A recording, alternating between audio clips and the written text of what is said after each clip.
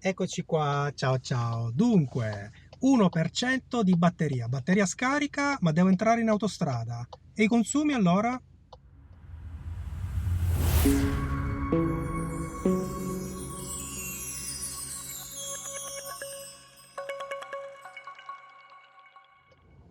Dunque ragazzi, come detto nell'anteprima, 1% di batteria, sono messo male, ho consumato tutta la batteria, ma devo tornare a casa passando dall'autostrada. Vabbè, facciamo finta che sia così. Ma allora che consumi avrò in autostrada senza l'ausilio della batteria? La batteria cosa farà? Mi darà lo spunto per sorpassare, per raggiungere la mia velocità oppure niente, niente, niente? Beh, come sapete, anche con l'1% di batteria abbiamo sempre il boost, quindi abbiamo sempre tutti i cavalli a disposizione, che siano 204, 245, quindi nessun problema da quel punto di vista lì. Andiamo all'infotainment, tutto resettato, 0 km di autonomia in elettrico, naturalmente 260 di benzina e 0 km, insomma vedremo. Farò un percorso di circa 17 km autostradali, per cui vedremo poi all'uscita dall'autostrada che tipo di consumo avremo avuto. Immagino pochissimo di batteria, perché non ce n'è, e altissimi oppure ancora normali per la benzina. Io guiderò in comfort, attiverò il travel assist magari 120-130 km orari, quindi guida normalissima, per condizioni direi realistiche. Sono curioso di vedere se anche con batteria scarica possiamo viaggiare senza troppe paranoie. Voi che dite? Beh, ci vediamo dopo.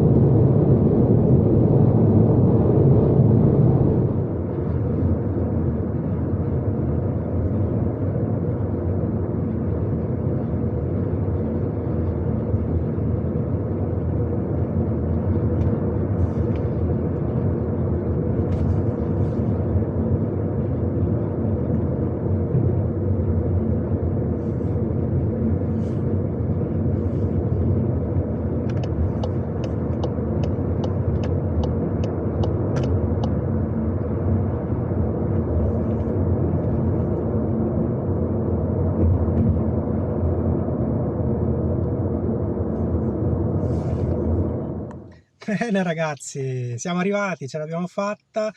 1% di batteria in partenza, 1% di batteria in arrivo, perché non abbiamo naturalmente potuto ricaricare, rigenerare nulla.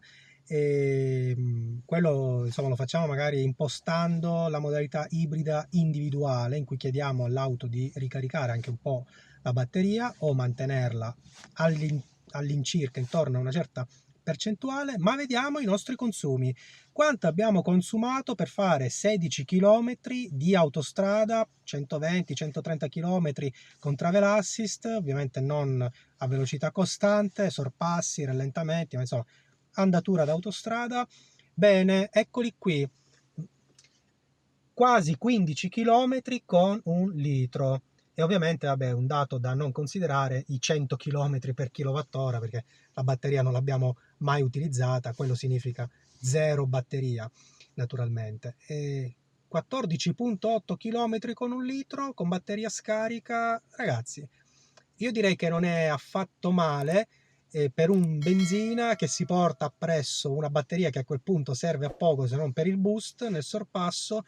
Non sono consumi allucinanti, sono consumi ancora fattibili, per cui questo è il consumo in questa mia esperienza. E come vedete, i chilometri di autonomia dell'elettrico sono naturalmente ancora a zero come in partenza, ma anche quelli del carburante, i 260 chilometri che avevamo in partenza, non sono mica scesi di 240, insomma 240, 250, non sono affatto scesi, nonostante abbiamo percorso 16 chilometri, sono ancora a 260, quindi abbiamo una stima tutto sommato che potrebbe anche essere migliore dei 260.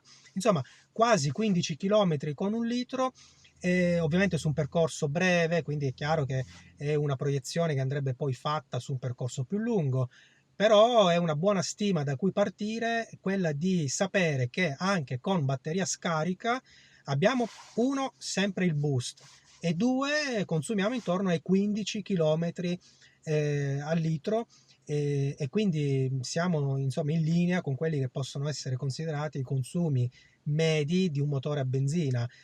Naturalmente abbiamo consumi migliori in autostrada per un diesel, però anche il diesel, quando la velocità aumenta, e consuma anche quello, mica fa i 20 km con un litro. Comunque, test molto significativo, molto utile. Naturalmente l'indicazione è sempre quella di poter viaggiare possibilmente sempre con batteria carica, e quindi di non mettersi magari in viaggio in autostrada con una batteria già scarica. Io l'ho fatto semplicemente per fare il test, perché a quel punto cosa conviene fare? Ricaricare prima, ricaricare a una colonnina, oppure pianificare itinerario con l'intelligent hybrid, e ovviamente fare in modo di avere sempre un po' di batteria anche per il ritorno, non solo per l'andata.